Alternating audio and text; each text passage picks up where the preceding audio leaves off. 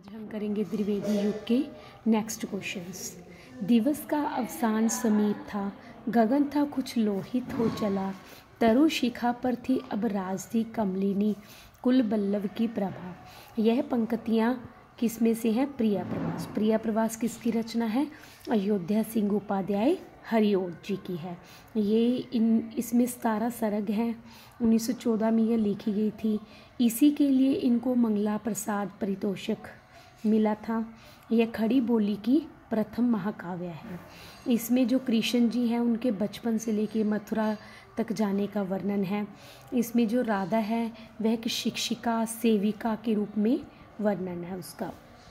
Next है, द्विवेदी जी ने किस भाषा को कविता के सिंहासन से उतारकर खड़ी बोली को प्रतिष्ठित करने में काफ़ी योगदान किया? इसमें ब्रज भाषा। जो खड़ी बोली थी इसका महत्व द्विवेदी युग में बढ़ गया था। इन्होंने क्या किया था? पूरा खड़ी बोली में वर्णन किया था।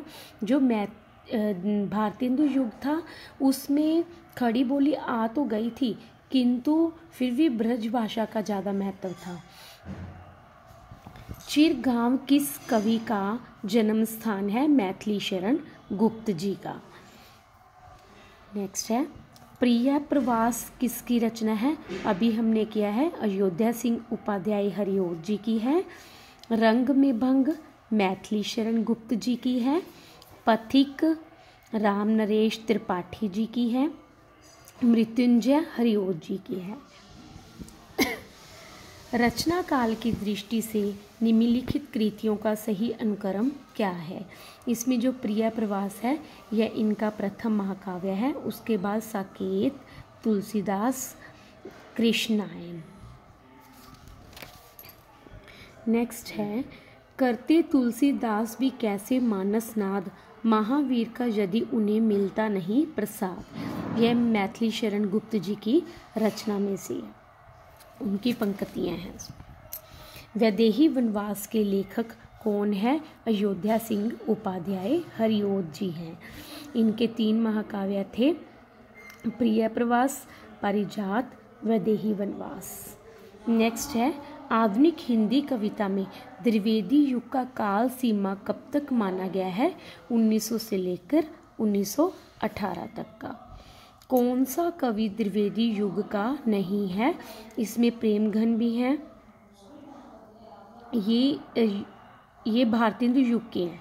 ये भी भारतेंदु युग के हैं। ये भी भारतेंदु युग के, सॉरी इसमें द्विवेदी युग का है। कया प्रसाद शुक्ल स्नेही जी हैं जो वो इसके स्वच्छंदता की धारा के कवि हैं। द्विवेदी युग के सर्वश्रेष्ठ प्रगीतकार कौन माने जाते हैं? मुक्तदर पांडे जी। रस कलश किसकी रचना है? ये अयोध्या सिंह उपाध्याय हरिओत जी की है। मैथिली शरण गुप्त की प्रतिभा का विकास सर्वाधिक किस साहित्य रूप में देखने को मिलता है? इनका प्रबंधकार के रूप में। मैथिली शरण गुप्त की कौन सी रचना नायिका प्रधान नहीं है, जिसमें किसी नायिका का वर्णन नहीं है? इसमें तो महात्मा बुद्ध की पत्नी यशोधरा का है, और साकेत में उर्मिला का है। विष्णुप्रिया या चैतन्य महाप्रभु की पत्नी का है, बंगाल के जो थे। इसमें है जो वो किसी भी नायिका का वर्णन नहीं है। रंग में भंग नामक काव्य कृति के रचयिता कौन है? इसके रचयिता है मैथिली शरण गुप्त जी। साकेत महाकाव्य का सर्वाधिक मार्मिक सर्ग कौन से भाग में है? ये 9वें भाग में किया हुआ है।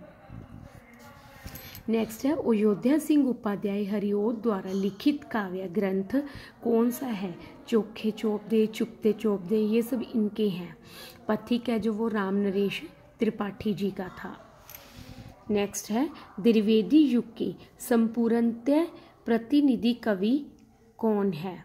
इसके संपूर्णतः प्रतिनिधि कवि कौन है? मैथिली शरण गुप्त जी हैं। भारत भारती में किस भावना का रूपरेखा प्रस्तुत है? इसमें राष्ट्रीय भावना का वर्णन है। ये इसी रचना के कारण मैथिली शरण जी को प्रसिद्धि मिली थी और गांधी जी ने इनको राष्ट्र कवि की उपाधि दी थी मैथिली शरण गुप्त जी को, इसी रचना के कारण। रत्नाकर कृत गंगावतरण किस छंद में लिखा गया है? यह रोला छंद में लिखा गया है। भक्ति काल में गृहस्थ जीवन का जैसा सुंदर चित्रण सूरदास में मिलता है, वैसा आधुनिक काल के किस कवि में मिलता है? मैथिली शरण गुप्त जी में मिलता है। हिंदी भाषा में मानकीकरण की दृष्टि से कौन सा युग महत्वपूर्ण युग था? द्विवेदी युग। किसान के रचनाकार कौन है? मैथिली शरण गुप्त जी। इसकी हमने ट्रिक की थी, जब जयद्रथ का वध हुआ तो रंग में भंग बढ़ गई, तो शकुंतला किसान के पास 5 बजे गई। साकेत में कितने सरग हैं? इसमें 12 सरग हैं। क्षत्रिय उठो, अब तो कुश की कालिमा को मेट दो, निज देश को जीवन सहित तन मन तथा धन भेंट दो। वैश्यो सुनो व्यापार, सारा मिट चुका है देश का, सब धन विदेशी हर रहे हैं, पार है क्या क्लेश का।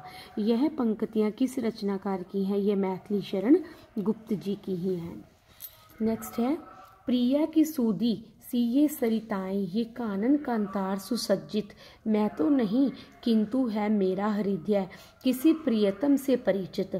जिसके प्रेम पत्र आते हैं प्राय सुख संवाद सन्निहित। यह पंक्तियाँ किस कवि जी की हैं? राम नरेश त्रिपाठी जी की हैं। हिंदी के मानकीकृत स्वरूप पर सबसे पहले किसने विधिवत विचार किया था? आचार्य महावीर प्रसाद द्विवेदी जी ने। इससे रिलेटेड हम क्वेश्चन पहले भी पढ़ के चुके हैं। मानकीकरण की दृष्टि से कौन सा युग महत्वपूर्ण युग है? द्विवेदी युग। अधिकार खोकर बैठ रहना यह महादुष्कर्म है, न्यार्थ अपने बंधु को भी दंड देना धर्म है। यह किस ग्रंथ से है? जयद्रथ वध। जयद्रथ वध किसकी रचना है? मैथिली शरण गुप्त जी की। हम कौन थे, क्या हो गए और क्या होंगे अभी, आओ विचारें आज मिलकर ये समस्याएं सभी। मैथिली शरण गुप्त जी की भारत भारती रचना में से है। यह क्वेश्चन पहले भी 2 बार रिपीट हो चुका है। प्रकाशन काल की दृष्टि से मैथिली शरण गुप्त के काव्य ग्रंथों का सही अनुक्रम क्या है? पहले जयद्रथ वध, पंचवटी, यशोधरा, विष्णुप्रिया। नेक्स्ट है, कौन सी विशेषता द्विवेदी युगीन काव्य की नहीं है? इसमें इतिवृत्तात्मकता तो थी, सुधार भी किया था, खड़ी बोली को महत्व भी दिया था, स्वभावानुभूति की प्रत्यक्ष विवृत्ति इसमें नहीं है। भारत भारती किसकी रचना है? यह बार बार आ चुका है क्वेश्चन, मोस्ट इम्पोर्टेंट क्वेश्चन है। मैथिली शरण गुप्त जी की रचना है, ये इन्हीं के कारण इनको प्रसिद्धि मिली थी। Thank you.